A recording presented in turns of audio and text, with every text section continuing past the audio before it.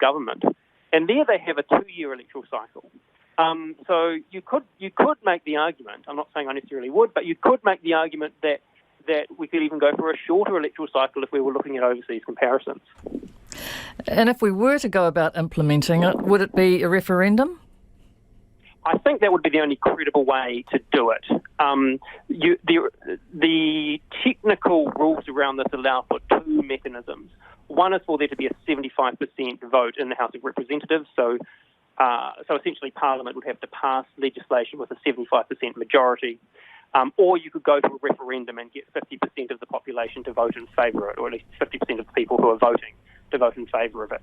I think it would be fair to say that for any sort of real legitimacy or credibility around this issue, it would have to go to the general public. We would want the population to speak on this issue one way or another. So I think a referendum is the only credible way of achieving this sort of reform. Thanks for your time, Dr. Willis. You're more than welcome. That's Dr. Edward Willis. Nikki, 3 years or 4? 3 years because I like the accountability. I like keeping those politicians honest. Alan? Yeah, I think 3 years. But essentially what we've got at the moment is 6 years anyway, because, you don't have one-term governments anymore, do you? Sometimes 9. Yeah, indeed. Right, and to finish, you may have heard the story about a New Zealand man in Perth who got fined for being over the limit when he actually hadn't had anything to drink. What he had been doing was eating, and what he ate was too many rum and raisin balls. Tommy Keefe said he was at a birthday party, didn't drink because he had to drive his kids, so he was pretty confident that when he got pulled over for a breath test that he would pass. But although his alcohol reading wasn't hugely high, he had a provisional licence, so that was over the limit. I've had plenty of rum balls before, and they haven't been used cooked with rum or anything, just like essence or something like that. But I was looking at 9 months suspension, I think, and he downgraded it to 3 months and gave me the minimum of fines, which I'm very thankful to the judge for doing that. Ellen, you can't stop laughing. It sounds like he's still on the rum balls. That's brilliant. Would you ever think that eating too many rum balls would put you over the limit? Well, he was eating while driving, which makes it doubly bad, I guess. I wonder if they were... Were they commercially made? Or? No, I think someone had homemade them and soaked the raisins in the rum. I think that was what I drew from it. So the sort of old rum ball defence might actually be real. I mean, I was very, very sceptical to begin with. I was like, yeah, right, the rum balls were what did it. But I guess if they were made with lots of real rum, and he clearly indulged. Oh, yes, he did say he liked them. Few. Yeah.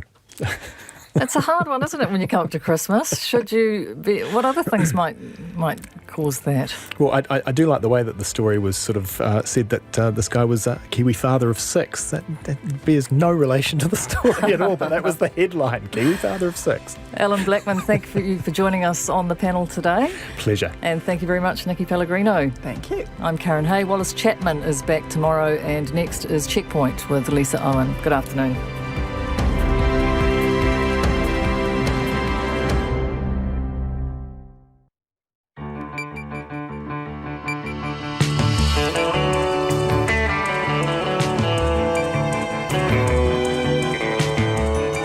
Whakarongo mai koe ki te reo irirangi o Aotearoa. This is Checkpoint on RNZ National. I'm Lisa Owen. E haere ake nei, dear Adrian, house prices are too hot and we need your help. The Finance Minister writes to the Reserve Bank. Who owns the DNA on your discarded coffee mug or cigarette butt? The Law Commission wants a total rewrite of the law covering DNA and criminal investigations.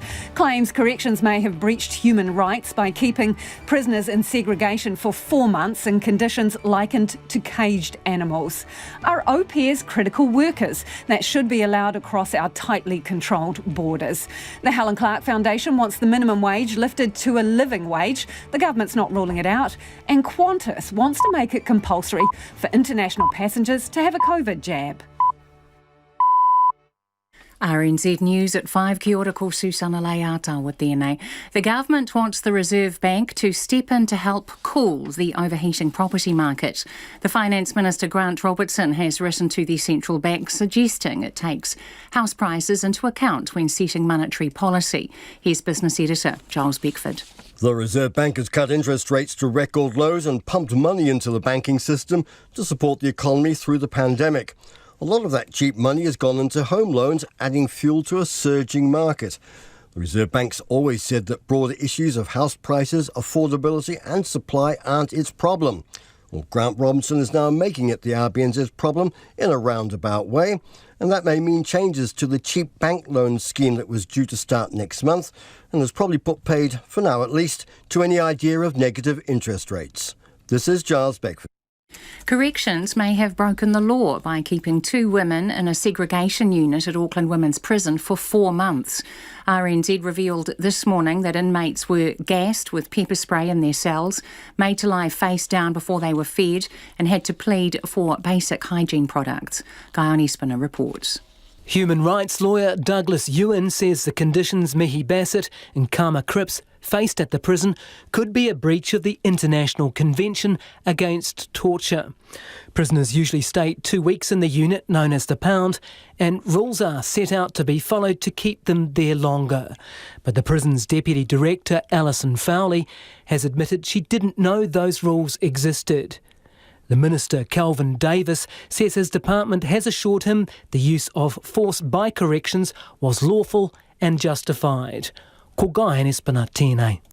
Joe Biden can now begin meeting with government officials to discuss the pandemic response after the White House announced it would now allow a formal transition. Donald Trump says he too has given the go-ahead, as Nomia Iqbal reports.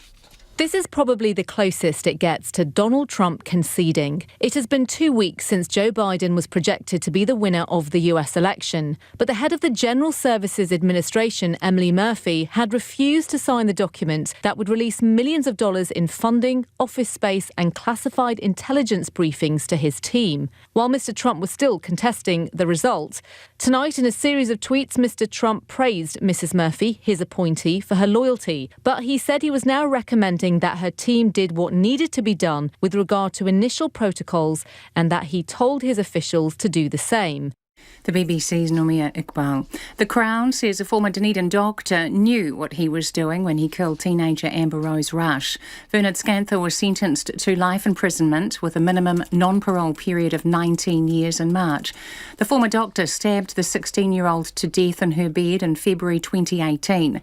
Scanther is appealing against his conviction and sentence at the Court of Appeal.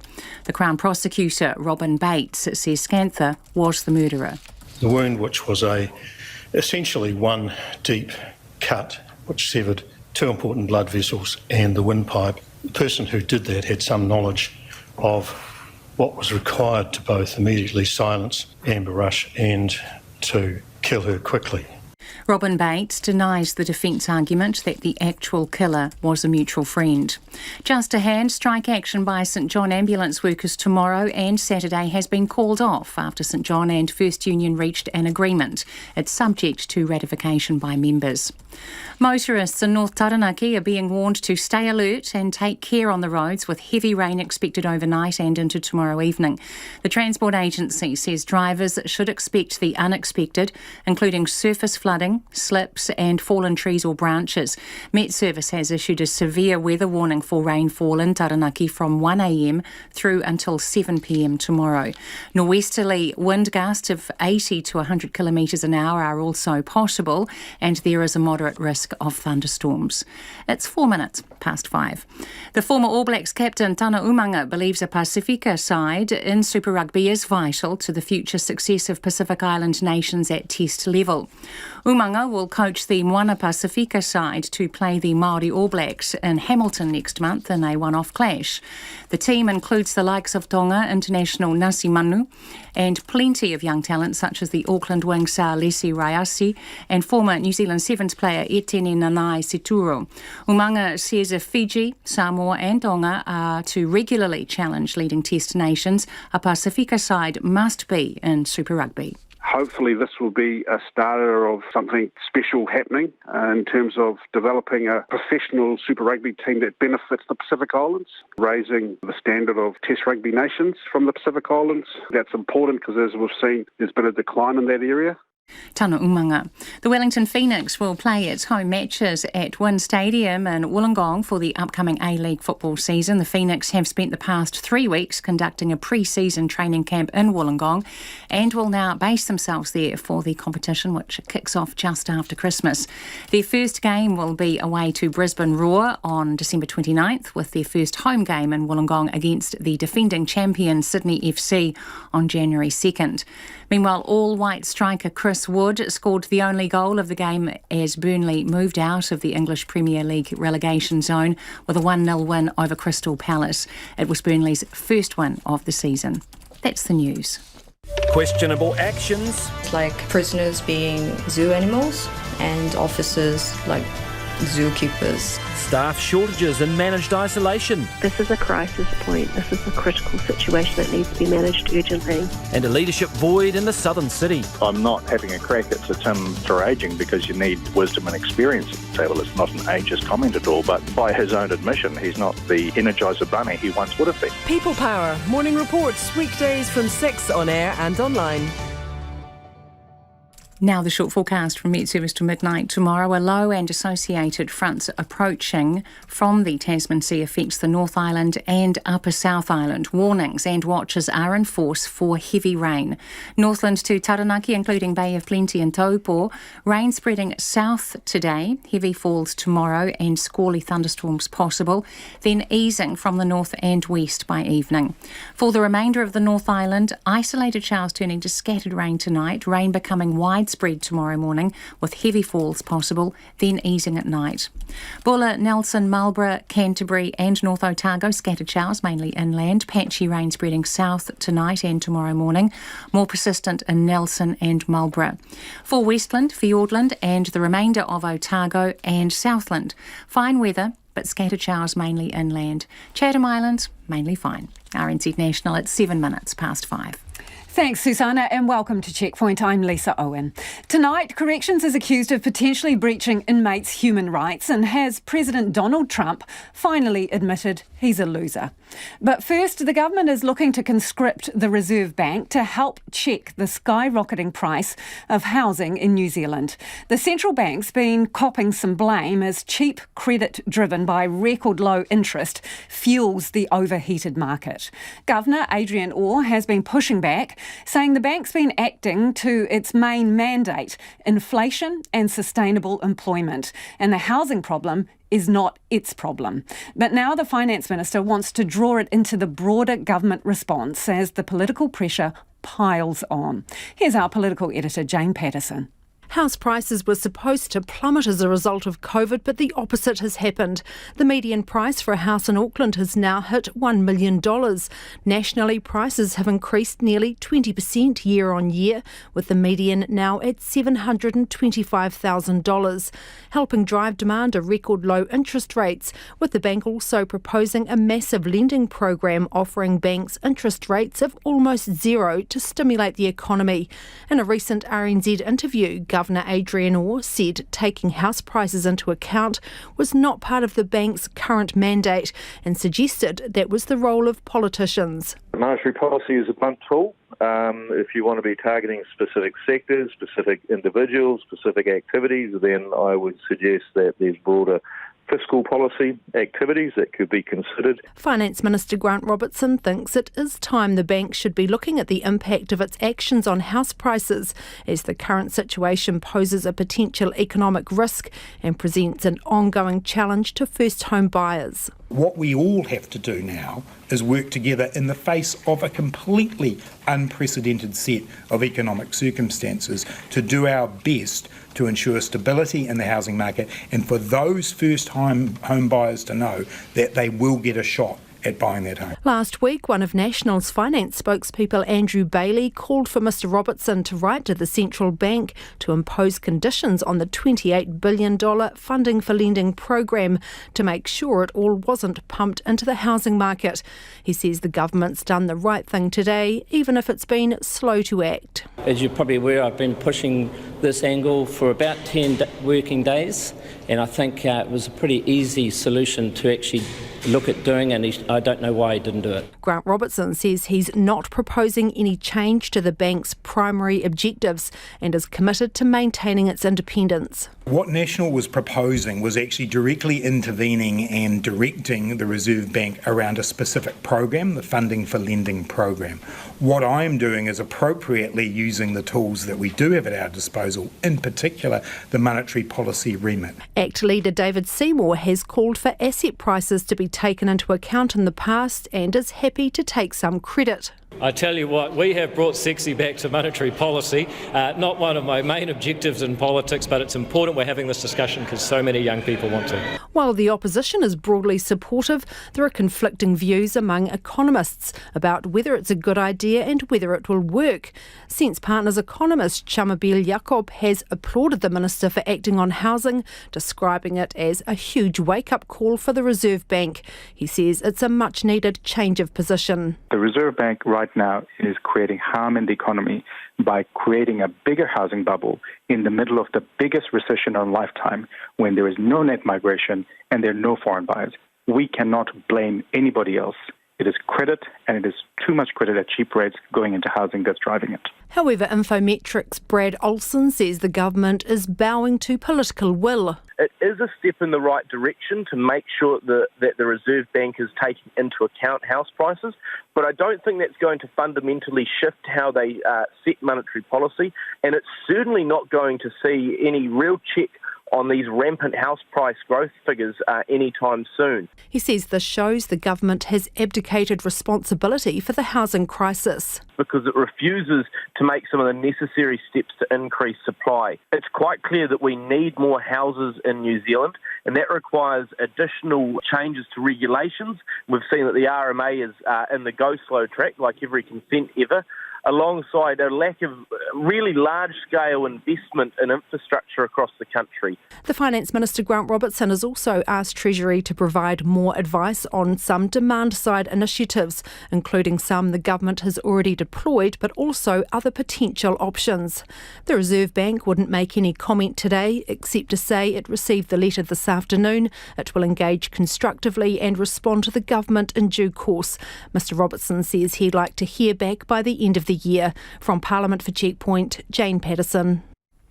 A human rights lawyer says Corrections appears to have broken the law by keeping 2 women in a segregation unit at Auckland Women's Prison for 4 months in conditions likened to those of caged animals.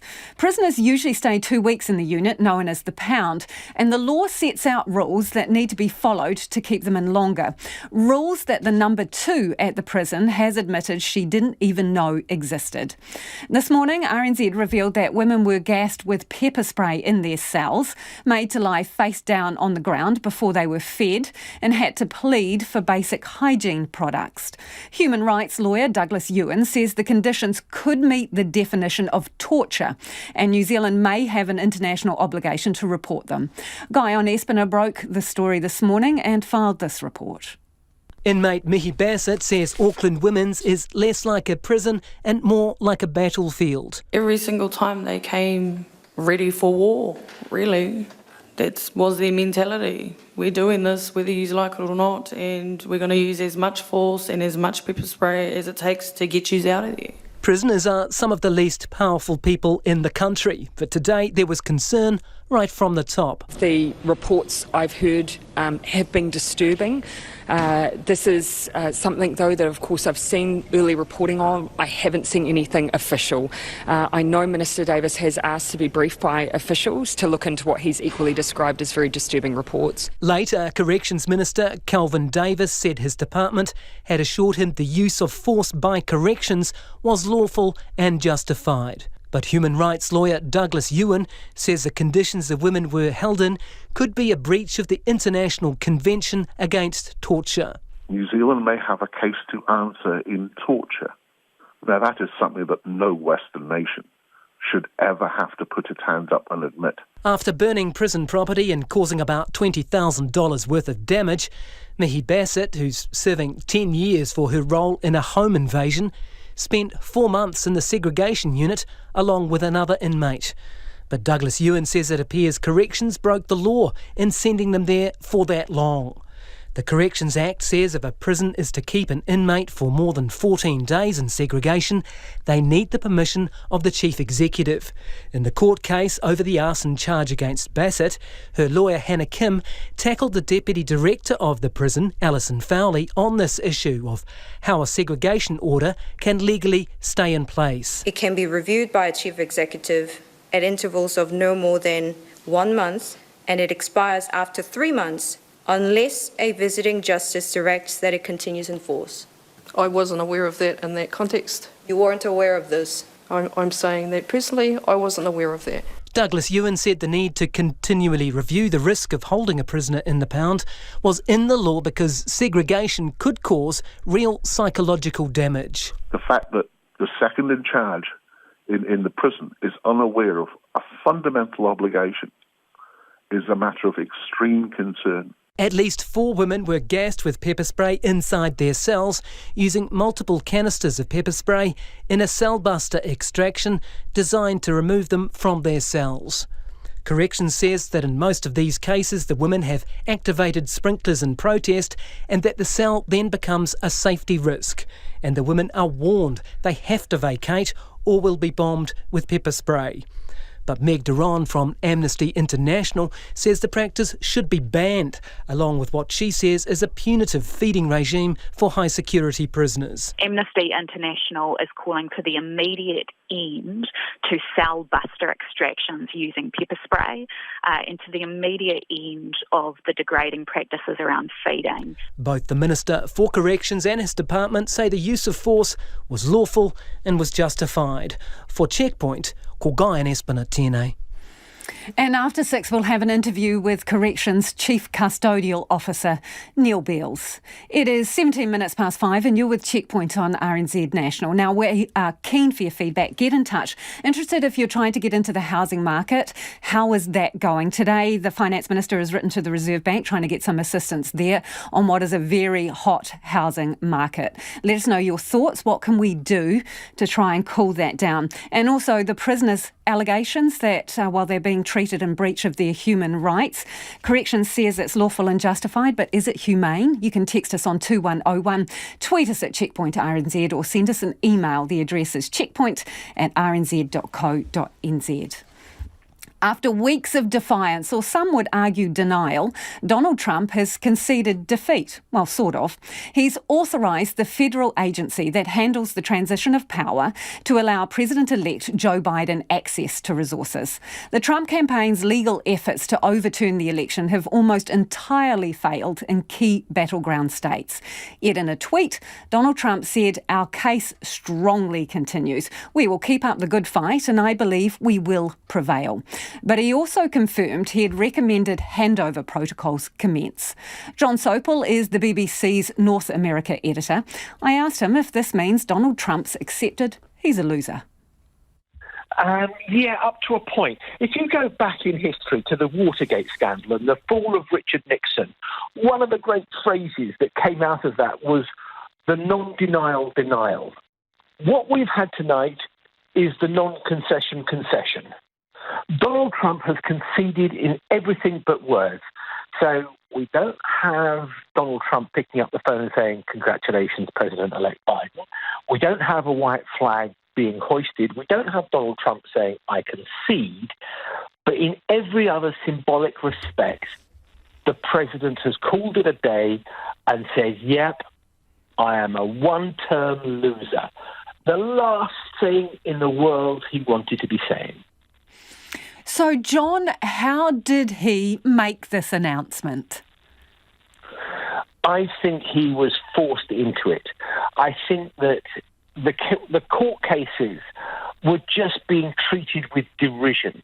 There was a case that went to the Pennsylvania Supreme Court where the federal judge issued this 37-page judgment that was just an evisceration of Donald Trump.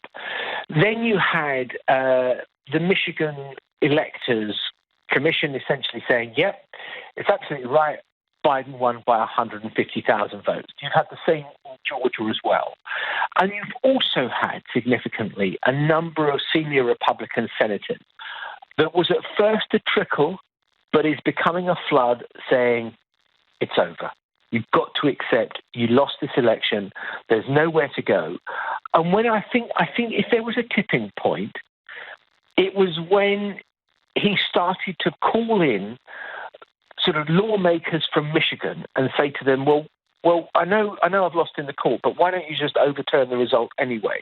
So that the idea that 2 or 3 Republicans would overturn the votes of 2 or 3 million people, a lot of people might say that sounds like a coup d'etat, not the will of the people.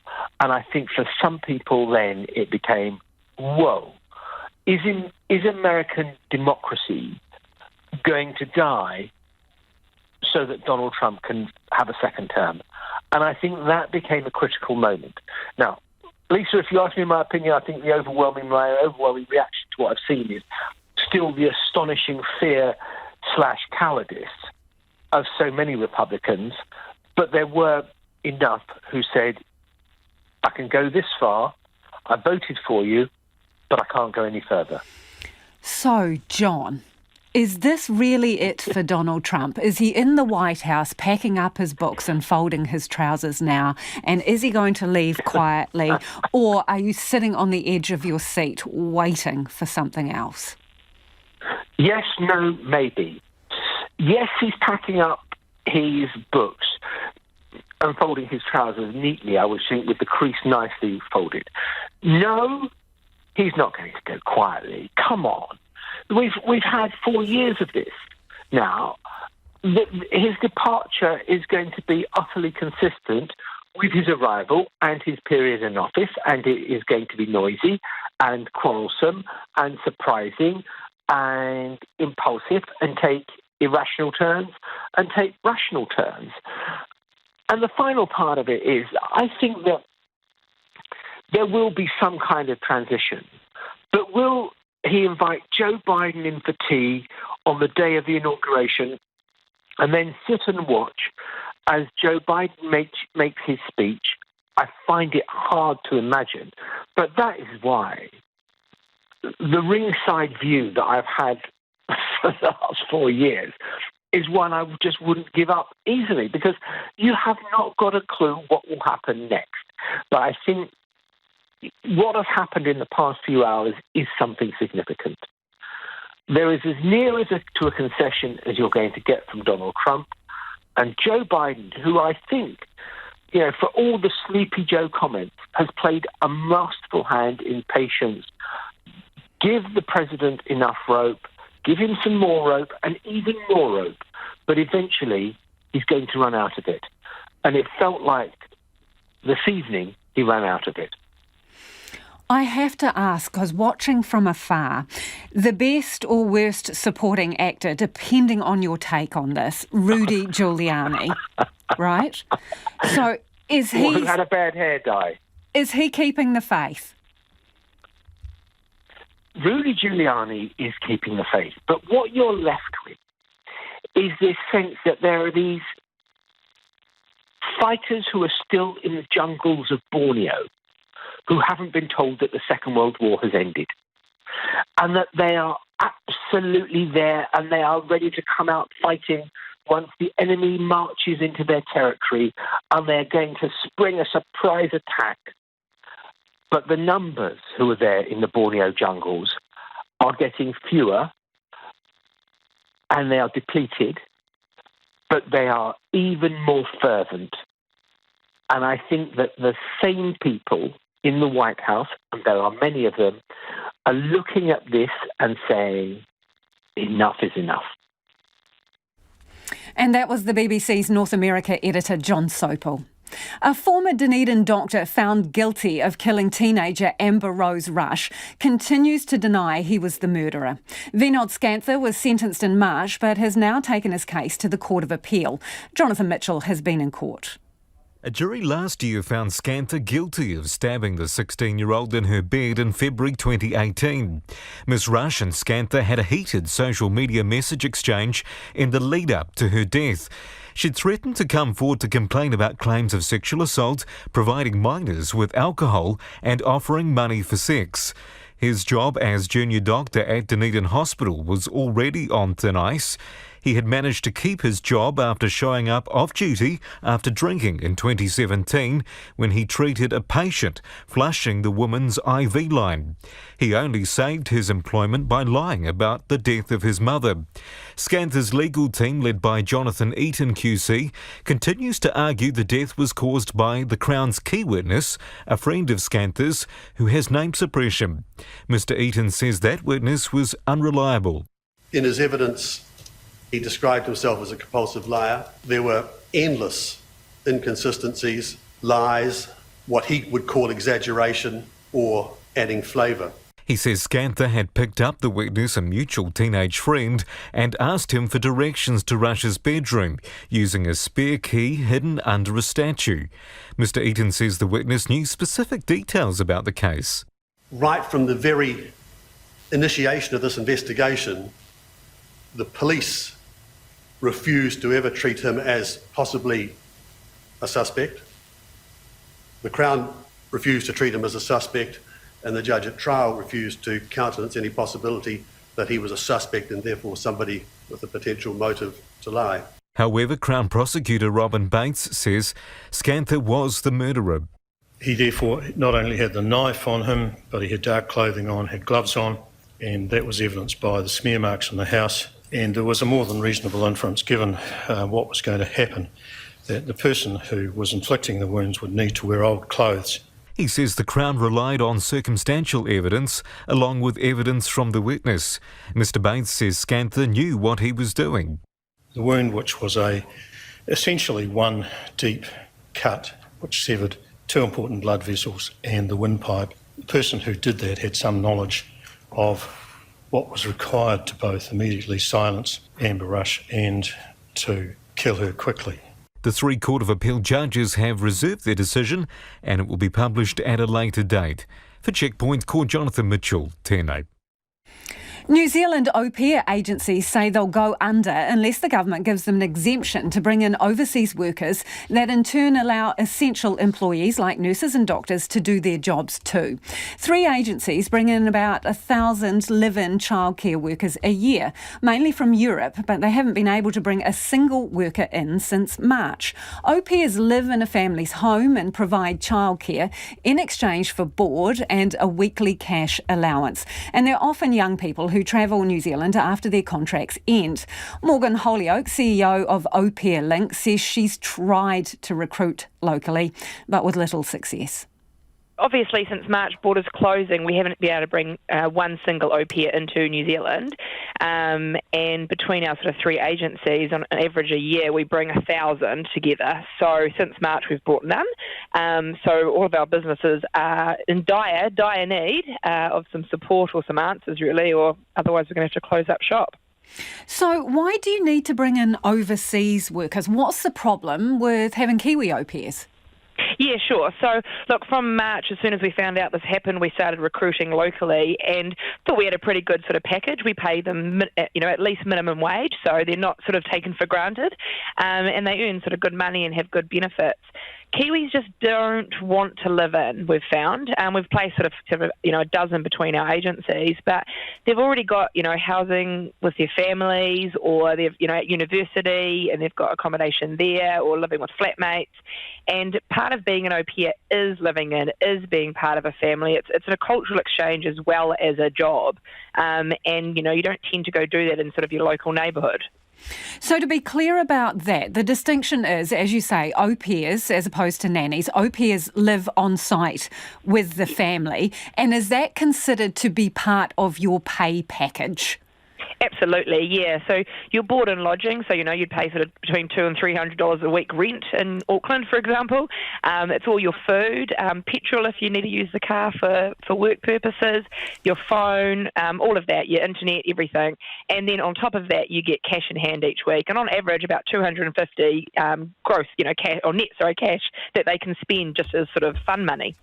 Okay, so, because some people would argue the reason that you want to bring these workers in from overseas is because you can pay them less by subsidising the package with accommodation and potentially get them to work longer hours, and maybe that's why Kiwis don't want it. Yeah, and I can understand that. There's definitely misconceptions about the industry. We've been doing this for over sort of 12 years, Au Pair Link, so we know, we've faced that. I think what the thing that people need to understand is the reason people come through agencies is so they don't get taken advantage of. None of our au pairs work more than 45 hours. They all have employment and contracts that we oversee. They've got great working conditions. They've got around-the-clock 24-hour support with us, so no one is sort of put into an unscreened, unsafe, underpaid home at all. So that's definitely not the case. I think the cultural side of it definitely gets neglected and gets put aside. People don't realise that they're a big sister or a big brother, and they do work, they do get paid, but they also might want to go to the wedding on the Saturday with the family because they choose to, or go on that camping trip around, the country. So it's a bit more than just a job, but it's also a choice for them as well. There's no pressure to have to work more than that. So how do you work out how much cash they get in their hands? Is there a set fee taken for the accommodation and food? Is it the same for every household that they would enter? Yep, absolutely. Yep, it's standard rate, and they sign up to our program and everything gets standard. So they all get a minimum of $18.90 an hour, times the amount of hours they work, and then the portion gets deducted from that for their board and lodgings. And just to be clear about the fees and the way the people are paid, so they get a minimum of $250 in their hands. So on the minimum wage and 45 hours a week, how much is being deducted for accommodation and board in essence then? Yeah, sure. So for board and lodgings, it's about $440. Yep. And then you've got tax on top of that, which works out for a 45-hour week at about $150. Are you prepared to pay for managed isolation for the workers coming in? Yeah, absolutely. Yeah, we've got a plan in place. We submitted that would all be covered by a combination of ourselves, the agency, the families and the au pairs. So there'd be no cost to the government. Yeah, absolutely. So have you tried to get these workers in as critical workers? And, why do you think they are critical workers? Yeah, look, I know people will argue that a childcare worker is not critical, but I definitely disagree with that. Yes, you can get other people in different countries that can do it. However, the uniqueness of living in is what we need, and that's why international people tend to do it. The reason we've been trying to position them as critical workers is at least 30% of our families are essential workers. So they're doctors, they're police officers, they're nurses, they're farmers, or they're single parents. And they need different childcare arrangements. 9 to 5 doesn't work for them in a daycare. So they don't have an option. And when we tried to recruit for Kiwis locally to help these families out, Kiwis don't want to do it. So right now, these families have either had to give up their jobs, pay huge amounts of money to figure it out if they can afford it, which a lot of them can't, or do reduced hours, or some of them don't have family members here, so they can't get extra support. So some of them are just in real dire need, really. So your agency, Morgan, tried to get local workers. About how many did you manage to get on the books? Oh, I think we got 9 since March. And like I said, we place about between 400 to 600 a year. Who normally comes for these jobs? From where? Yep. So Germany, France, UK, America, Sweden are kind of our main countries. They're generally between 18 and 25, so they're doing a gap year or before they go to university. They're wanting to see the world and explore another culture. They're interested in childcare or psychology and things like that, so want some work experience. They're keen travellers. They want to come to New Zealand and spend some money here and boost up tourism. And they want to be part of a family and help them out as well. So, yeah, it's a really unique experience. So, just so I'm clear on this, you failed in an attempt to get them brought in as critical workers. That application was rejected, was it? It was, yeah. Basically, we got told that that they need to be critical for delivery of projects that are of economic importance to the country, and that they need to have international expertise that we can't obtain here. And our argument for both of those is we've tried to obtain them here, we can't, and B, they do have, economic importance for the country. I mean, alone between our three agencies, Au Pair Link, Dream Au Pair and Play School, we bring 1,000 au pairs in a year, and the submission we've put into everybody and to all the MPs we've sent to is that's about 15.5 million a year that comes into New Zealand, and they're helping New Zealand families. It's not just tourism, they're actually helping Kiwis with their childcare. And that's Morgan Holyoake. And Morgan and a couple of au pairs talk about these issues and more on this week's Voices podcast, which you can find on the RNZ website.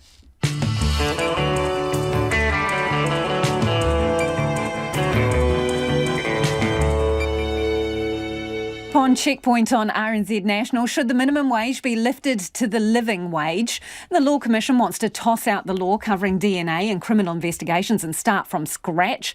And Aucklanders' water bills could runneth over next year thanks to the COVID crunch. We're keen on your feedback, so do get in touch. You can text us on 2101 or flick us a tweet at Checkpoint RNZ. Time now for the headlines with Susanna.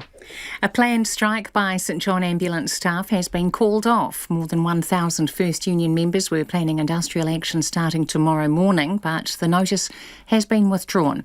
The union and St John have reached an agreement in principle to implement a pay review, previously commissioned by St John, and introduce overtime for nights and weekends. The Finance Minister wants the Reserve Bank to become more involved in checking the skyrocketing price of housing in New Zealand. Grant Robertson's written to Governor Adrian Orr, suggesting a change to the rules under which the bank operates, but not its main objectives. With cheap credit fuelling the market, the bank's been defending its focus on inflation and sustainable employment as its primary mandate. A spokesperson for lobby group People Against Prisons Aotearoa says reports of prisoners being gassed in their cells at Auckland Women's Prison is appalling, and it's happening across the country. The government is asking for more information about conditions at the prison after RNZ revealed accounts of punitive treatment, including prisoners who were forced to beg for food. Emily Rakete says it's not an isolated case, and people write to the lobby group often raising similar concerns. 8 more charges of possessing child abuse material have been laid against Sir Ron Briley in Australia. The well-known Wellington corporate raider, as he's usually referred to, was arrested in December last year on 6 counts of the possession of child abuse material. An 18-year-old man has been arrested in connection to a number of gun incidents in Otara in Auckland. 5 incidents over the weekend involving gunshots led to police officers temporarily carrying firearms until yesterday. Police this morning stopped a car in nearby Flatbush in which a number of live shotgun shells were found. A teenager was arrested and charged with unlawful possession of ammunition, and another man in the car was also arrested on unrelated matters. Those are the latest news headlines from RNZ National. Our next news and weather update is at 6. Thanks, Susanna. Kia ora anō. This is Checkpoint and I'm Lisa Owen. And it's time for the business news now with Nicholas Poynton, who is down in our Wellington studio. Nicholas, so another bank has sort of reimposed LVRs? Yeah, on top of all the news we've been hearing today about housing policy and an overheated housing market, the BNZ Bank has joined the likes of ANZ and ASB, who over the past weeks have reintroduced lending restrictions that specifically target property investors. And we also can't forget the Westpac Bank early this year when the RBNZ did look to scrap those LVR restrictions. Westpac actually never dropped them. So like the others though, BNZ will require a minimum deposit of 30% from property investors. The bank did put out a very brief statement today, and it says that given the importance of ensuring home ownership remains within reach for New Zealanders, and that residential property prices remain stable. They say that they believe this is the right thing to do to move back to their pre-COVID loan-to-value settings. And look, this is pretty much what everyone else has been saying who've reimposed the same restrictions. And so for the RBNZ, they are expected to begin consulting with all the major retail banks about reintroducing those LVRs for all home buyers next month, with a view to reimposing them early next year. But we now have a situation where 4 of the 5 major banks have already jumped the gun and reinstated them, albeit, targeting property investors. So right now, Kiwi Bank is the lone bank who hasn't imposed restrictions that specifically target property investors. Interesting. OK, you've got a half-year result for us. This is from a retirement village operator, and it's taken a bit of a hit too due to COVID-19? Yeah, look, this is sort of been a bit of a trend we've seen here across all the retirement village operators. Today we got the half-year result from the Arvida Group, and it shows that while its revenue did increase over the first 6 months of its financial year, it didn't keep up with its rising costs as a result of COVID-19. The company, they did report a net profit which was down by about 7% on the same period last year, down to $41.8 million. This group, they had to spend about an extra $5 million in unplanned spending to bolster its security, increase the pay of frontline staff, and also spend a lot more on PPE. But look, Lisa, I thought this might interest you, that this company, it claimed about $400,000 from the wage subsidy scheme. That was to pay its cafe and construction workers who were pretty much inactive during the lockdowns. But the company has announced that it's also going to pay a first half dividend to its shareholders. So once again, we have a company that's taken public money, albeit a very small amount in this case, but they are proceeding to pay a dividend to its investors. And I was told that this company, they haven't ruled out paying money back to the scheme. It's not off the table, is what they said to me. But look, that's all I'll say for now. If people want to hear more about Arvida and their plans around the wage subsidy, they should tune into Morning Report tomorrow, where we'll have more on this story. They should also text us if they've got a view on whether that money should be paid back. 2101. So they're paying a dividend, but they also took the wage subsidy. Should they pay it back? Hey, what numbers do you have for us from the market, Nicholas? Yeah, the NZX Top 50, it closed up about 51.6 points to 12,553. Our dollar remains very strong against all the currencies we measure it against. It's at 69.6 US cents, 95.2 Australian and 52.2 British pence. And Arvida, just because I mentioned them before, its share price was down by about 4% or 7 cents to $1.73 per share. Thanks, Nicholas. Nicholas Poynton with our business news, beaming in live from our Wellington studio. The Workplace Relations Minister isn't ruling out lifting the minimum wage in line with the living wage. A new report from the Helen Clark Foundation and the New Zealand Institute of Economic Research is calling for the increase, saying it would boost productivity and create a more inclusive economy. Here's our political reporter, Yvette McCullough. NZIER's Deputy Chief Executive Todd Kriebel says in the wake of COVID-19, the government should take advantage of the chance to push the reset button. We're not going to be able to rely on migration, at least not for a while, and we have incredibly cheap borrowing at the moment. It's really the first time in our history that we've had that sort of alignment. It's an opportunity to invest in our people and be more inclusive with the growth. Mr Kriebel says lifting the minimum wage to the level of the living wage, which is currently $22.10, would boost productivity. Because it would encourage investment from employers in skills, either technical skills or soft skills, and as I say, it would help employees hang around. The government increased the minimum wage 3 times last term, moving it from $15.75 to $18.90. During the election, Labor promised to raise it to $20 next year. Workplace Relations Minister Michael Wood says after that he'll take stock and decide what to do next. He isn't ruling out matching the living wage. Well-remunerated workers live better lives, are able to meet their basic needs better, and there are very strong arguments to say that's better in terms of workforce maintenance, building a skilled and productive workforce. Those are compelling arguments, but then we get to the crunch point of actually where do we draw the line in terms of where wages should sit. So I'm not closing off that option. I'm saying that I want to look at the full range of factors before making decisions. But businesses fear what lifting the wage would do. After COVID, every business is struggling, and if they look at increasing the minimum wage for you've got an 18, 19-year-old that's just left school, no skills, no experience, we just won't be able to employ them. Well, most of the businesses are struggling. I mean, if we raise the wages, then we need the help from the government. National Small Business spokesperson Todd McClay says the report is misguided and will lead to increased costs to consumers and more job losses. What business community needs at the moment is policies to help them grow the economy and create jobs, not greater costs that will slow the job market down. And unfortunately, I think the suggestion from the foundation will have the opposite effect that they're hoping for. Business New Zealand CEO Kirk Hope says MBIE's advice to the government is that a living wage would reduce the number of available jobs by 30,000. The demographic of those people that lose their jobs are disproportionately young people 18 to 24 because they are often the lowest skilled people. But Mr Kriebel says that's short-sighted, and COVID-19 has already seen 11,000 vulnerable jobs go. The jobs that were going to be lost have gone, and I would back employers. I think we should back ourselves as a country to make the right sorts of investments that would lift productivity. We definitely want to. There's a dynamism that's been introduced to the economy already, so let's get it working in the right direction. Mr Wood is also unconvinced. The evidence that we've seen in New Zealand is that governments led by the Labour Party, which have sustained increases in the minimum wage, are also governments that have seen sustained decreases in unemployment. So I don't always buy the argument that a decent minimum wage for workers has to be at the expense of jobs.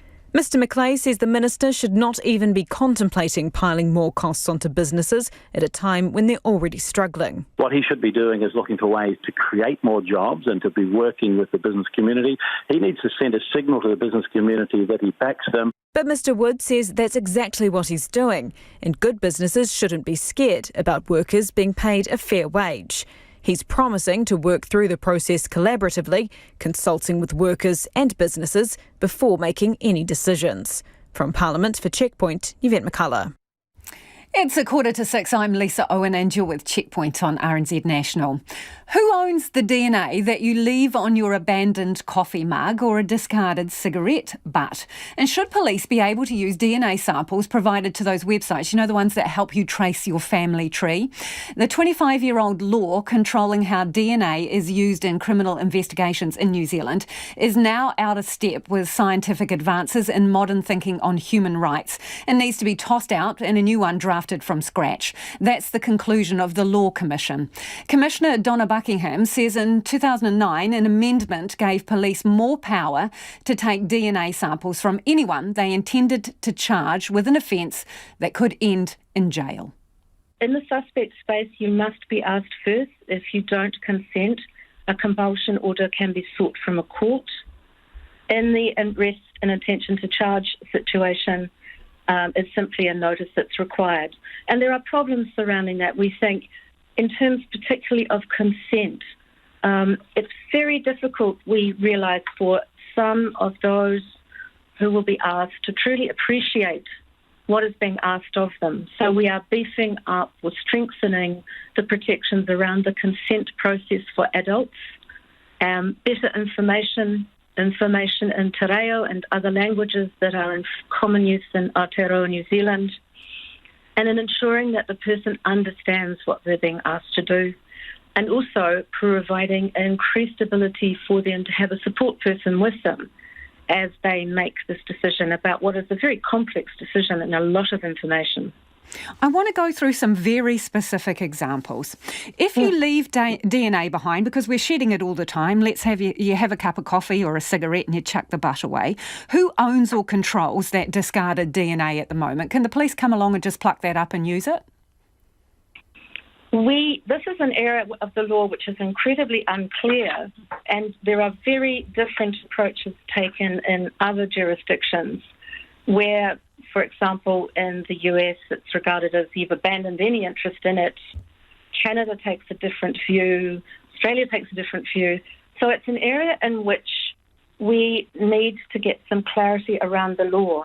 We do agree that sometimes there's a compelling public interest in securing DNA indirectly. We would certainly prefer that it is secured directly because the regimes that control that can be more easily audited. But we do accept that there will be times that it will be required, and we think that should be rare. And we think the best way to balance the competing interests is for judges to decide either whether a sample can be obtained indirectly, or if it has already been legally obtained, whether it can be analysed. And we think that will be a safeguard to provide reassurance that police must justify the reasons for intruding on that person's expectation of privacy and going down the indirect route. In other words, seeking a sample from a source other than the person. At the moment, and with the increase of genealogy websites where people can search their family tree and see who they're related to and connected to, you are recommending, some controls around that. The police at the moment haven't used it here in New Zealand, but it has been used to solve crimes overseas. I'm just wondering why you're recommending some regulation around that, because if people choose to put their genetic material into a massive pool that is accessible to others, isn't it a reasonable expectation that law enforcement will tap into that resource? There is, and there also might be a reasonable, in terms of strict law, on being free from unreasonable search and seizure is all about the state invading your reasonable expectation of privacy. And there is a strong argument that when you provide your DNA to a commercial database or to GEDmatch, which takes the results of that commercial database, that you've surrendered any expectation of privacy. So the way we've come at it is part of our terms of reference are about future-proofing. It's about keeping an eye not only on the science, but on the different ways in which DNA might be used in the future. And yes, you're right. I'm sure many of your listeners will be familiar with the Golden State Killer investigation in the US, where a cold case was solved, and I can say solved because he has pleaded to, I think it's 13 charges of murder and a number of sexual assaults where there was no limitation period. So these have been used in other jurisdictions, the US being the most notable. While police has no formal approach to this issue at the moment, we think it's inevitable that in very rare cases there will be an investigative need to do this. And we think those cases should be rare because this is a privacy intrusion of really very great proportions. One writer has said, when you look at the genealogical databases, the way your DNA profile or the information is generated there, which is much different from a law enforcement profile, you're a beacon that illuminates 300 people around you. So there are whakapapa implications of voluntarily providing material. We do know that the databases overseas have very strict privacy policies. So it's very much dependent on the terms and conditions of each of those databases that people choose to send saliva to for testing or upload the results of that kind of testing. What we can do in New Zealand is to say that if police want to do this, if they want to send either a sample or a profile and make a request for a match, that there has to be a court order so that a judge can balance the respective public interests here. And that would require the judge to consider whether the search, where the privacy and bodily integrity or tikanga or human rights outweighs the need for an investigation, or the nature and seriousness of the offending. And also, the police would have to persuade a judge that the stage of the investigation means there are no other alternative methods to do this. So we think it would be exercised very rarely, and it would require a judicial order authorising that search. And there are a number of cases where you're recommending that a judge be called on to make a decision on whether access should be allowed. So it does beg the question, with the changes that you're proposing, are you not just making it harder for police to do their job, to solve crimes and keep people safe? I think I can answer that by saying that many of the things that we're recommending judges do firstly go back to the roots of the legislation, which was very much about an oversight function performed by the judges, because these are important rights that are in stake. You know, when you think about it, a search warrant requires a registrar or a judge to sign it off. When you search someone's DNA, not only are you physically intruding into their body, but you're also, every time you run a search, you are looking at their genetic information, as one court has said. This is surveillance at a genetic level. So what we're trying to do is to say familial searching has already happened in New Zealand. This is where you use the data bank. So you're trying to compare a crime scene sample with an offender's index, not for an actual match, because there isn't one, but for a close match, where it's possible that a genetic relative of someone on the data bank might actually be the source of the DNA left at the scene. Now, that is already done in New Zealand, and it's been ruled by a court to be lawful. Our understanding is that there's been 99 of these searches over the last 15 years in 66 cases. There is a police protocol on how this is done and when it's done. What we are doing is taking many of the elements of that protocol and simply inserting them into our proposed legislation so that a judge can decide whether it is necessary in this situation to make this kind of order authorising a search. So we're not changing particularly internal practice.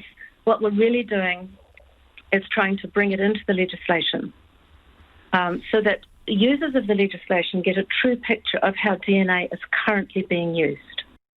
And that's Law Commissioner Donna Buckingham.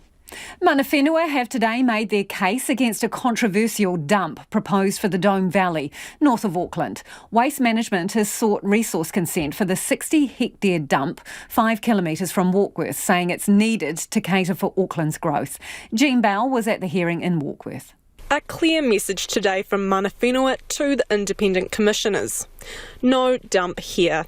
Muk Horneck, spokesman for Ngāti Manahuri, told the commissioners he appreciates the need for more landfills, but in his opinion, the Dome Valley is not the place for a dump. He says the iwi owes it to future generations to stand up against the application.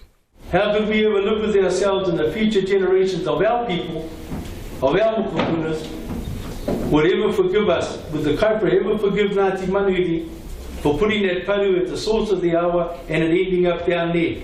We paru the wai up at the source, it ends up with our panaunga down in the kaupara. 50 years time, those mokupunas down there are still saying, oh, we wouldn't have this if it wasn't for Ngāti Manahuri. Waste Management says the tip is unlikely to leak, but Mr Horneck isn't buying that. They say it's designed the best way possible. It's one of the state-of-the-art landfills anywhere in the world, but they can't guarantee us that it'll never leak. So if we agree with it in 50 years' time, our grand mokupunas are running around and it does leak, who do you think gets to wear the burden? It's Ngāti Manahuri because it's in our area. No one's underwriting it. If it's that good, why don't you underwrite it? If you believe it won't leak, underwrite it. He says the iwi will not go down without a fight. And we are not going to be the victims of something that allows the pollution to go down our awa, down our beautiful river, and down into the kaupara, impacting on all of our people down there. Now we're going to fight. And I've got to stress that. We're going to fight. Because at least if we fight, whether we win or lose, at least we've stood up for what's right and what those tupuna up there told us to. Te Atarangi Edmonds, Te Aroa Pā Marae chairperson, says the dump should be declined in order to protect the already beleaguered Kaipara Harbour. She says 50 years ago, kaimoana collected from the Kaipara Harbour was a staple of local Māori diets, and water was consumed straight from waterways from around the area. But now, Ms Edmonds says the once plentiful food source was largely lifeless. Our awa has become contaminated, it smells, the water does not flow like it used to, it's overgrown with vegetation, and we know it's because of runoffs from farms, salt build-up, we see it. She says the connection to the waterways goes deeper than being a food source. As kaitiaki, Ms Edmonds says water is sacred to Māori. It's the tupiness of what it really means to us as Māori. And I suppose I can best describe it as in this instance, when we ask, ko wai koe, we are asking, who are you? But the real meaning of what we're saying is, oh, whose water are you? That's what we're really asking you. Alan Riwaka, Chief Executive of Te Runanga o Ngāti Whātua, will oppose the dump when he speaks at the hearing tomorrow. He says the focus needs to be on more sustainable ways of disposing of waste instead of rubbish dumps. So why we're creating these risks are beyond me, when we should be focusing more attention on the alternatives, which are waste to energy. They're 100% recycling. Those are the opportunities. We shouldn't be saddling our young people coming through with these outdated technologies. We can't continue to do the sorts of things that we are to Papatuanuku. Imagine putting that on your mother and creating these sorts of landfills and toxic dumps. It's not acceptable in this day and age, and we've got to stop doing it. The hearing will continue through to mid-December, and a decision is not expected until next year. In Warkworth for Checkpoint, Jean Bell. Let's get to some of your feedback now on the subject of DNA and, well, rewriting the law to balance human rights and technology advances. Paula says DNA is often needed to solve crimes and make our community safer. Why would one refuse DNA unless perhaps guilty? On the subject of au pairs, not much sympathy there. This person says, I don't care how they frame it. Au pairs are a middle-class entitlement and they're not a critical worker. Another listener agrees, au pairs for the rich, not essential services. RNZ News at 6, ngā mihi nui ko Susana Leātau at tēnei. In its response to the Finance Minister, the Reserve Bank says it's already taking house prices into account when considering monetary policy. The bank's been asked to do just that by Grant Robertson, who says the skyrocketing market presents a potential economic risk. Here's our political editor, Jane Patterson. With cheap credit fuelling the market, the bank's been defending its focus on inflation and sustainable employment as its primary mandate. In a letter of response, Governor Adrian Orr assured the Minister the bank's Monetary Policy Committee already gives consideration to the potential impact of monetary policy on asset prices, including house prices. He says they affect employment and inflation, and furthermore, the bank's always kept an eye on high-risk lending for housing. Mr Robertson says he'd like a formal response by the end of the year. From Parliament, Jane Patterson.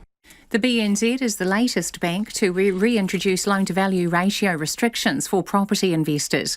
The Reserve Bank plans to consult banks about bringing back the ratios next year. ASB and ANZ have already reintroduced them, while Westpac says they were never removed. As of December the 7th, a 30% deposit will be required from all residential property investors. A human rights lawyer says Corrections appears to have broken the law by keeping 2 women in a segregation unit at Auckland Women's Prison for 4 months. Prisoners usually stay 2 weeks in the unit, known as the Pound, and the law sets out rules that need to be followed to keep them there longer. But the prison's Deputy Director Alison Fowley has admitted she didn't even know the rules existed. The potential law breach has emerged after RNZ revealed this morning that women were gassed with pepper spray in their cells, made to lie face down before they were fed, and had to plead for basic hygiene products. Amnesty International is calling for an end to pepper spray bombings of prisoners in their cells. The Minister, Calvin Davis, says his department has assured him the use of force by Corrections is lawful and justified. In the US, Donald Trump has accepted a formal transition should begin for President-elect Joe Biden to take office. It's the closest he's come to accepting he lost the election, but he still maintains he'll overturn its result, as the BBC's John Sopel reports. There's been no concession, no hoisting of a white flag, no phone call to Joe Biden congratulating him on his victory. But Donald Trump via tweet came as close as maybe he will to accepting that he's lost, that he's a loser in this election. He confirmed that he'd instructed the head of a normally obscure government department, the General Services Administration, to do what needs to be done. It's this agency that facilitates the transition, giving office space and paying the salaries of key Biden officials to prepare for taking the reins of power on January the 20th. John Sopel with that report. The Restaurant Association is investigating claims of bullying and bad behaviour by the owner of one of Christchurch's best-known cafes. There are calls for Sam Krofsky to be removed from the association's Hall of Fame after allegations of a toxic work culture emerged at the C1 Espresso. The association's chief executive, Marissa Bidois, says it does not condone that type of behaviour described by former employees of C1 in any way. The association is working with C1 staff and management as part of the review process, with its findings due out by mid next week. A tentative pay deal has been reached between St John and ambulance staff who have cancelled strike action planned for tomorrow. Hundreds of St John workers who are first union members have been preparing to walk off the job for 24 hours over failed pay negotiations, including a promise to pay time and a quarter for overnight and weekend work. The union spokesperson Jared Abbott says a new agreement will see an independent pay review fully implemented, while ensuring that no worker will earn less than they would have if the penal rates were introduced. And for those staff that would have been better off with the existing agreement of the penal rates, they'll receive that money. For the staff that would have been overall better off with the rates recommended in the PwC report, they'll receive that money. Essentially a best of both worlds approach. Jared Abbott says St John will pay an additional $1 million to enable the settlement. 8 more charges of possessing child abuse material have been laid against Sir Ron Briley in Australia. He was arrested in December last year on 6 counts of the possession of child abuse material. Border officials alleged they found child pornography on his laptop and electronic storage devices. A court in Sydney has confirmed the additional charges. He will next appear in court by video link on December the 10th. It's 5 minutes past 6. Under pressure, All Blacks coach Ian Foster has ramped up the niggle at training ahead of Saturday's rematch with Argentina to weed out All Blacks' ill discipline. Poor discipline has been identified as a key factor in rare consecutive losses, and Foster's assistant John Plumtree says they've come up with some innovative training drills ahead of their final Tri-Nations test in Newcastle on Saturday night. Fozzie's been working really hard on that, just to come up with some creative games, where potentially the players might get a little bit upset with some of his decisions, especially as referee. And a lot of the players have learned more about that, controlling their emotions on the pitch. When things don't go so well, how we go about that. John Plumtree. The Wellington Phoenix will play their home matches at Wynn Stadium in Wollongong for the upcoming A-League football season. The Phoenix have spent the past 3 weeks at a pre-season training camp in Wollongong and will base themselves there for the competition, which kicks off just after Christmas. Their first game of the season will be away to Brisbane Roar on December the 29th. The Tall Blacks Asia Cup basketball qualification matches against Australia and Hong Kong this weekend have been postponed because of COVID-19, with hope the matches will go ahead in February. That's the news. Tonight on Nights, editor Wendell Nissen on the rebirth of the Kiwi magazine. Just when we thought COVID had killed most of them off, she's even launched one herself. It's called Thrive. New music from Wellington, the US, and Palestinian hip-hop features in this week's Song Crush. And our special presidential election podcast, The Americans, returns with a post-election update on Nights of me, Brian Crump, after the news at 7 on RNZ National. Now the short forecast from Met Service to midnight tomorrow. A low and associated fronts approaching from the Tasman Sea affect the North Island and Upper South Island. Warnings and watches are in force for heavy rain. Northland to Taranaki, including Bay of Plenty and Taupo. Rain spreading south tonight, heavy falls tomorrow, and squally thunderstorms are possible, then easing from the north and west in the evening. For the remainder of the North Island, isolated showers turning to scattered rain tonight. Rain becoming widespread tomorrow morning, with heavy falls possible, then easing at night. Bulla, Nelson, Marlborough, Canterbury and North Otago, scattered showers, mainly inland. Patchy rain spreading south tonight and tomorrow morning, more persistent in Nelson and Marlborough. For Westland, Fiordland, the remainder of Otago and Southland, fine, but scattered showers mainly inland. Chatham Islands, mainly fine. RNZ National, it's coming up to 8 minutes past 6. Thanks, Susanna, and welcome back to Checkpoint. I'm Lisa Owen. Corrections Chief Custodial Officer Neil Beales is defending the use of pepper spray at Auckland Women's Prison, even on inmates with asthma. Mr Beales says he could not address any of the specifics of the treatment of inmates raised by RNZ today because what happened to those prisoners was subject to an ongoing court case. But he says the use of bombing women with pepper spray to remove them from their cells, the so-called cell buster technique, was justified when prisoners presented a security risk. Neil Beales spoke with Guy on Espiner this afternoon.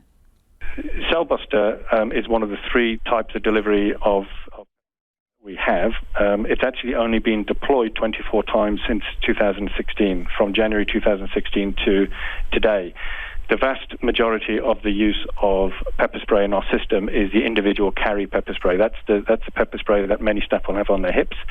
And in the vast majority of those cases, it's actually only used about a quarter of the time that it's actually drawn. So staff may draw it but not use it. Is it appropriate to use multiple canisters of pepper spray? It's not multiple canisters. It's actually 2 or 3. You have to use 2 3-second bursts. So you might use the same canister on more than one occasion. What you have to do is you have to make sure that the use of pepper sprays is actually having its desired effect. So if you have to use it more than once, then you have to use it more than once. People can cover their faces.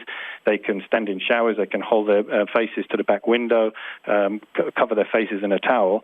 So you have to use it until such a time as it's taken its effect. Once it's taken its effect, you can just go in and remove the person safely, decontaminate them, have them seen by a nurse, and then relocate them to a different area of the prison.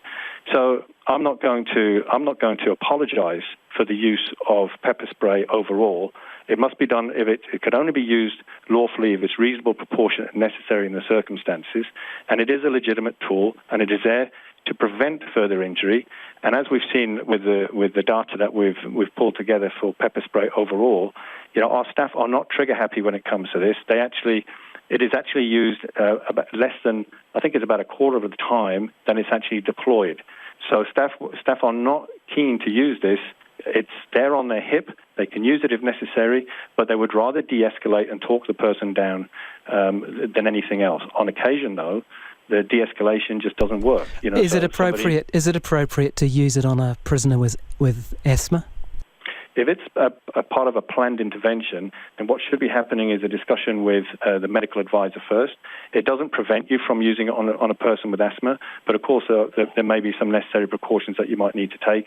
And there's always, in a planned intervention, they're going to have a nurse on site. Aren't you risking lives there, Mr. Beales? Well, their lives are already being risked by some of the behaviour that the people who you need to go and restrain, are using. If somebody's intent on setting fire to a cell or holding a weapon against somebody else or threatening staff that they're going to stab them when they come through the door, life is already at risk. We've got a duty to all the people who are in that prison, both the prisoners themselves, who may be intent on even harming themselves as well, let's not forget that, and our staff who are quite entitled to go home that day safely back to their families. So, these things may not be pleasant, and I know your listeners, some of them may find it, quite unpalatable, but this is a job that our staff have to do. It's very, very difficult. It's very, very dangerous. Most days they don't have to do this kind of thing, and they're thankful that they don't have to. But on occasion they do. When they do, they are trained and equipped and resourced to do it properly, and that's what we expect them to do. Corrections Chief Custodial Officer Neil Beales speaking to Guy on Espiner. Aucklanders can expect to be paying higher water bills next year, with Watercare reviewing its pricing as the effects of COVID-19 continue to bite. The council-controlled organisation has faced mounting costs this year, with the region experiencing an ongoing drought. Auckland Mayor Phil Goff says the cost of additional water supplies will have to be paid for somewhere down the line. Katie Doyle reports. The price of water and the trickle-down effects of COVID-19 and an ongoing drought. That was on the agenda for Watercare's board when it met this morning, which was held behind closed doors. The council-controlled organisation is expecting to be further financially squeezed in 2021 as both issues drag on. Auckland Mayor Phil Goff estimates the authority has so far spent about $224 million extra to boost water supply in the dry super city. There is a big expenditure on water supplies, and I think what Aucklanders want us to do and what we've been doing is making that investment, bringing it forward, and nearly $250 million. That is a big investment to make in water supply, and it will have to be paid for. No one at Watercare would speak to RNZ today about whether this would flow on to ratepayers in 2021. But in a statement, it admitted the economic difficulties due to COVID-19 would likely have an effect on pricing. As part of Auckland Council Group, we expect to be further financially constrained in 2021 because of COVID-19. This will impact on pricing, however, this is still being worked through. We expect changes to our price path to form part of Auckland Council's long-term plan consultation process. Out on the street, Aucklanders have mixed feelings about any increases to water prices next year. Maureen Keane worries a significant rise in water rates could be devastating for some small businesses. Some businesses, it will drive them out of business, car cleaning companies and all this sort of thing, the car washes, and they'll just disappear or make it unaffordable. Gerald Lang says he isn't fussed if it means getting more water to consumers during the drought. If there's undercapitalisation, they need the money. I don't have a problem with that, but something's got to be done about the water situation, lack of continuity. Glenys doesn't mind her water bill going up either. She just wishes electricity wasn't so expensive. Well, everything has to go up, as you know, just the costs of supplying. But our water rates at the moment, it's not too bad, I think, for what we pay, particularly for our business. But in terms of electricity, that's my high point. That's really expensive electricity. On Thursday, the Auckland Council will consider easing restrictions on water use as the city heads into summer. Phil Goff says Aucklanders have done a great job and have saved about 6 billion litres of water. But if there's runaway demand or the drought worsens, then the restrictions could return. For now, any potential changes to Auckland water rates remain under consideration. For Checkpoint, Katie Doyle. It's 6:15 and you're with Checkpoint on RNZ National. A local government expert says installing a commissioner at the embattled Invercargill City Council is the most sensible option. The council's under increasing scrutiny after the Department of Internal Affairs requested information in August over rising tensions and serious concerns about their ability to govern. An independent governance review yesterday revealed long-standing Mayor Tim Shadbolt is struggling to fulfil significant parts of his role, leaving a leadership void. Tess Brunton has more. Dr Andy Asquith's keenly following the debacle at the Invercargill City Council. He's the director of the Public Sector Management Group at Massey University. For him, setting up a commissioner makes the most sense, but isn't the only option. If you think about the events of the last 24 hours and the way that the report's been received, it demonstrates to me that the council doesn't have the institutional capacity to do what's needed to be done. I suppose one other option that could be considered, but it might be unpalatable in certain quarters, is quite simply for the mayor to resign. The review found a leadership void, the election of a divisive councillor, and the relationships between councillors among the problems the council faces. 3 southern mayors, Clutha's Brian Cadogan, Central Otago's Tim Cadogan, and Gary Kircher from Waitaki, signed a letter for the review, detailing their concerns about Sir Tim's ability to govern. Both Cadogans declined to speak, saying they didn't want to distort the process. Gary Kircher wouldn't comment on the concerns raised, saying he wants to preserve the reputation of Sir Tim Shadbolt after his many years of service to the community. It's about how the people of Invercargill can find the right solution for them and make sure that they have their democratic processes looked after. But ultimately, there's a solution there which helps Tim retain his good reputation and for local government to also retain its reputation. It's the ideal situation there. Dr Andy Asquith has never heard of mayors speaking out in a review like this before. It was widely known in local government circles in the middle of last year that perhaps Tim Shadbolt ought not to seek re-election. And it also raises a question as to the fact that if people realised things were deteriorating so much in Invercargill, why it took so long for Internal Affairs to intervene. Yesterday, the council revealed its action plan: appoint 2 external appointees to council, develop a clear set of delegations for the deputy mayor, include training for elected members, and measure progress through annual evaluations. Local Government Minister Nanaya Mahuta says intervention or a Crown advisor isn't on the agenda yet. Seems to be the most popular thing at the moment, isn't it? I mean, first and foremost, we have to have confidence in councils to be able to make good decisions. And then if that's not the case, there are thresholds that need to be met for the government to make decisions about what level of support may need to be provided. But, you know, we've made ourselves available to provide advice. Yesterday, Mayor Sir Tim Shadbolt defended himself, saying the report is scapegoating him for the failings of the council, despite the report being unanimously accepted earlier this month. The Department of Internal Affairs says his statement doesn't change the fact the council has agreed to develop and implement an action plan. The department will review the plan before providing advice to the minister about what action she might take. For Checkpoint, Cortes Brunton, Tane. A major shake-up of the rules around how DNA is used for criminal investigations is being proposed by the Law Commission. The current law is described as outdated and doesn't properly consider human rights values, tikanga Māori and the Treaty of Waitangi. Experts and professors say they're encouraged by the recommendations, but concerns around privacy are still lingering. Harry Locke reports. 25 years ago, New Zealand became just the second country in the world to regulate the use of DNA in criminal investigations. But that law is outdated and lacks a proper consideration of human rights values, tikanga Māori and the Treaty of Waitangi, according to the Law Commission. One issue they've raised is that a police officer can just obtain a DNA sample from someone by consent with no oversight. That has a disproportionate impact on Māori, says Karaitiana Tauru, a tikanga Māori with genomics researcher.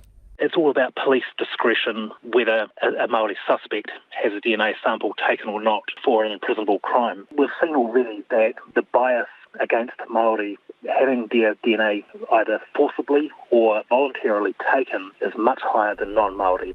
There are over 200,000 DNA samples which are currently being stored on databases, roughly 40% of which are Māori. Mr Tauru says that raises additional concerns around tikanga Māori. Once DNA goes on the database, it stays there forever.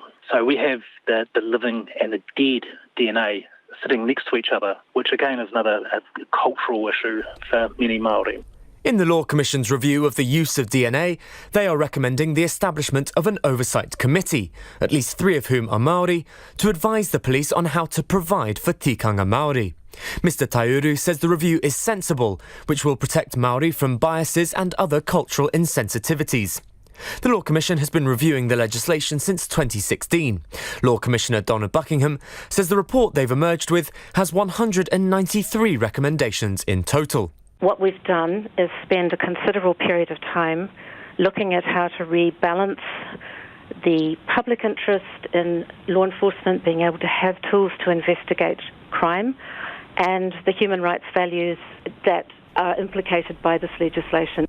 They're proposing an entirely new law where officers have to acquire a court order which allows them to obtain the DNA from suspects who can't provide consent. They also want to ensure for people with certain convictions they are removed from the database after 7 years. One of their major recommendations is to regulate new analysis techniques where no regulations currently exist. One such technique is called genetic genealogy searching, where the police can use data on websites such as Ancestry.com to find DNA matches. But Associate Professor at Canterbury University's School of Law, Deborah Wilson, says this raises privacy concerns.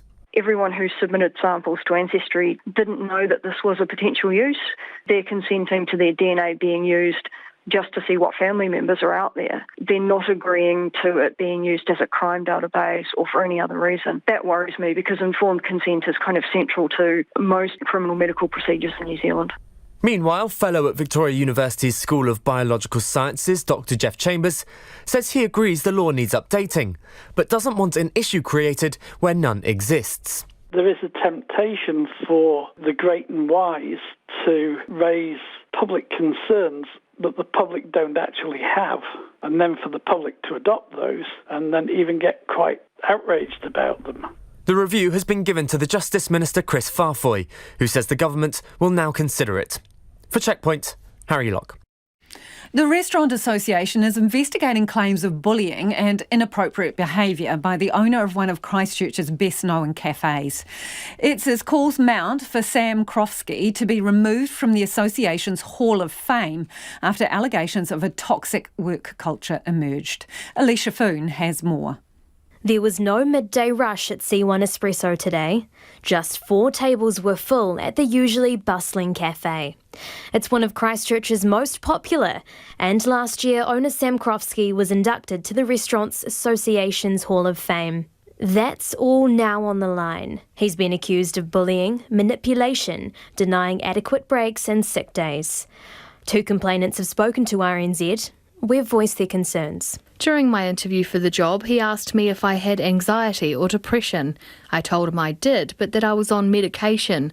He said good because he couldn't have people calling in sick, as it's not allowed, and lets the whole team down. He's created a culture where he is God. People know not to piss him off, because if you piss him off, then you're out. You'd come to work thinking, gosh, who's Sam going to pick a fight with today? He was just vicious. More than 4,000 people have now joined the C1 Boycott and Protest Group Facebook page, started by Elsie Coles. She's helping former employees take action. So far, we've spoken to a number of union officials and employment advocates. We're in the process of filing things. We're reaching out to as many people as we can from those who've come forward and said, hey, these are, the actions in place. We have an action plan in place for you, strategies that you can use to go to court. And I think everyone's thinking the same thing we are, which is if we don't do it now, it'll never be done. Now the Restaurant Association is working alongside the owners and staff to review its employment processes.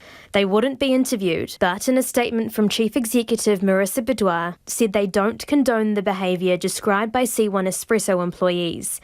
And it serves as a reminder to employers of their responsibility to their workers. Chloe Ann King from hospitality union Raise the Bar says employers mistreating workers is common in the industry and change is needed.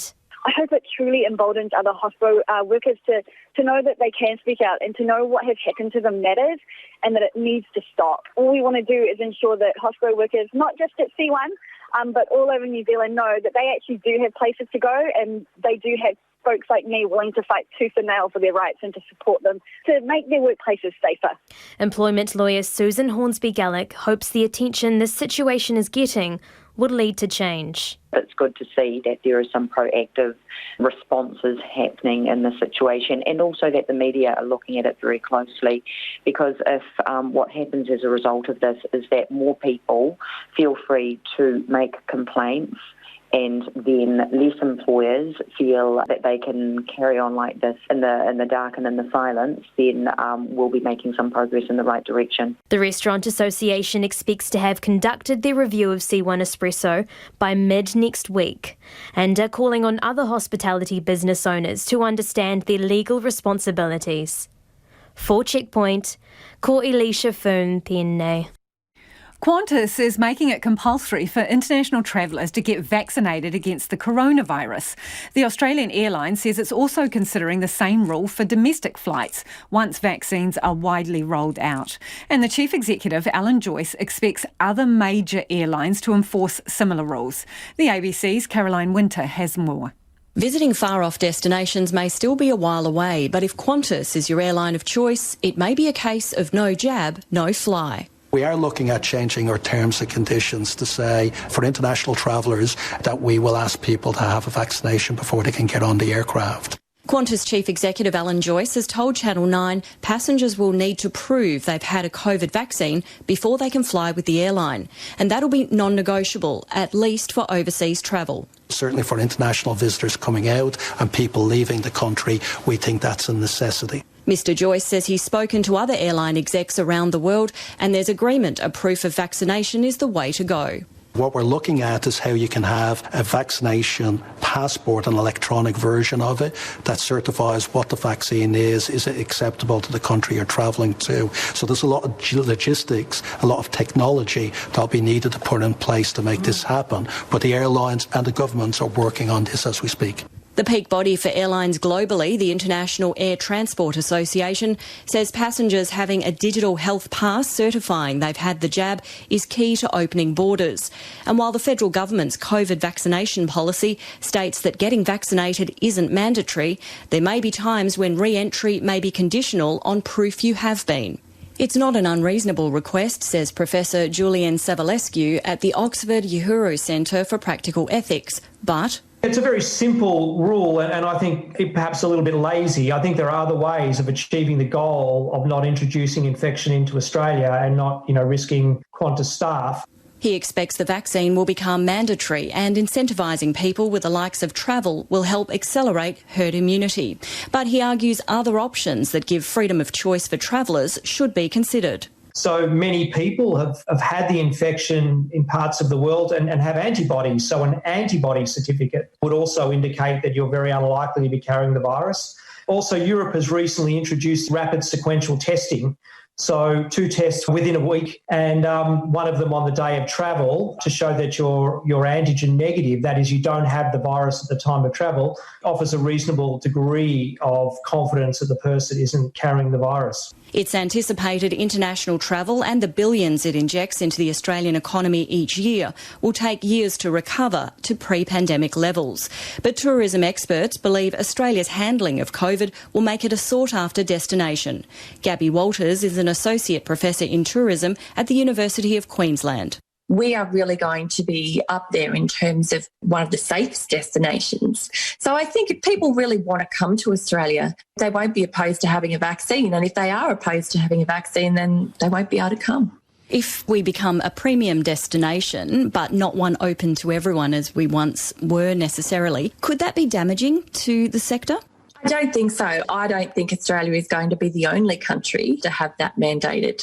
When we look at Australia's key markets, China, the US, the UK, to me, they don't seem the kind of markets that would be overly opposed to having that vaccine or unable to access that vaccine. And that was Caroline Winter with that report. A lot of you getting in touch about Guyon Espina's story about the alleged mistreatment of inmates at Auckland Women's Prison. Maureen says Neil Beals is talking about human beings. Doesn't matter how bad they are, sooner we have proper rehabilitation, the better. Followed by at least 6 exclamation marks. Back tomorrow. RNZ News headlines at 6:30. The Department of Corrections is defending its use of pepper spray at Auckland Women's Prison, even on inmates with asthma. The ACT leader David Seymour is declaring victory, claiming he succeeded in pressuring the Finance Minister to act on house prices. There are calls for a Christchurch